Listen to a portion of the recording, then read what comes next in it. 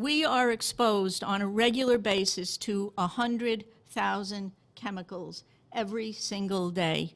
It depends on the spew, where you are, and I do mean a spew because it's a toxic spew. And most of these have never been tested for human safety. We're the guinea pigs for an experiment that is way out of control. And this is one of the reasons that we have high rates of cancer, although right now cancer is number 2, superseded by cardiovascular problems, which is now number 1, and asthma, which I will mention later, is number 3. In addition, there are 8,000 new chemicals that go online every year to which we're also exposed. 8,000. These two have never been tested for human safety.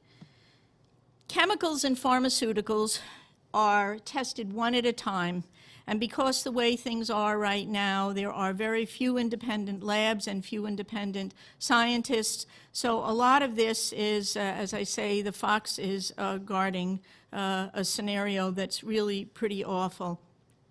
And we have known really since the 30s, particularly for issues surrounding women's reproductive problems, that tampons were unsafe in the 30s, but a lot of things are covered up, and that has not changed in 70 years. So having the pharmaceutical companies test things or the chemical companies test things doesn't necessarily mean that we're safe if something's put online.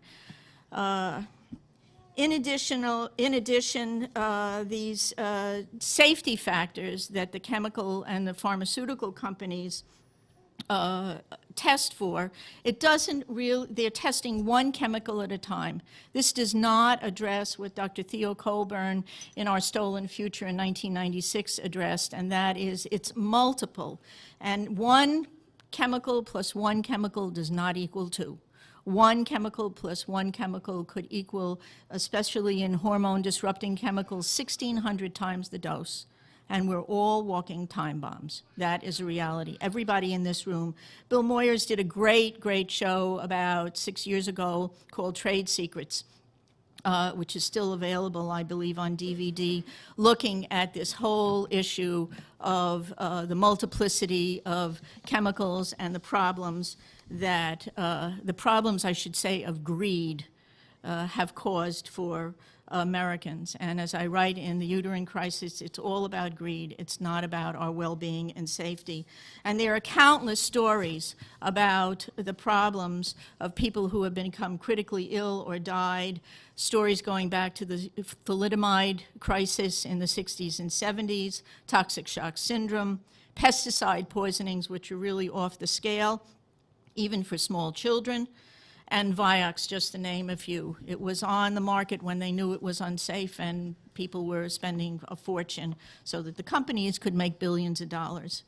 We are the guinea pigs in a huge and complex experiment where the health and environmental repercussions are absolutely staggering. Babies are now born with what is called the body burden.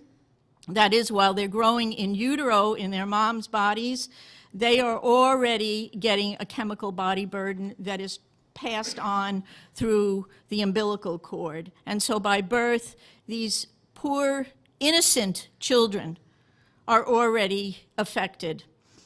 And there are staggering rates of birth deformities, cancers, and other reproductive-related illnesses that we did not have 20 or 30 years ago. When I was growing up, there was no such a thing as a children's hospital. Think about it. We have children's hospitals all over. What has happened? What has happened? Just think about that figure. What does 100,000 chemicals mean in a mixture that is not even being tested in its vast mathematical complicity? This excerpt is brought to you by the Massachusetts School of Law, the leader of reform in legal education and a leader in multimedia education for the public.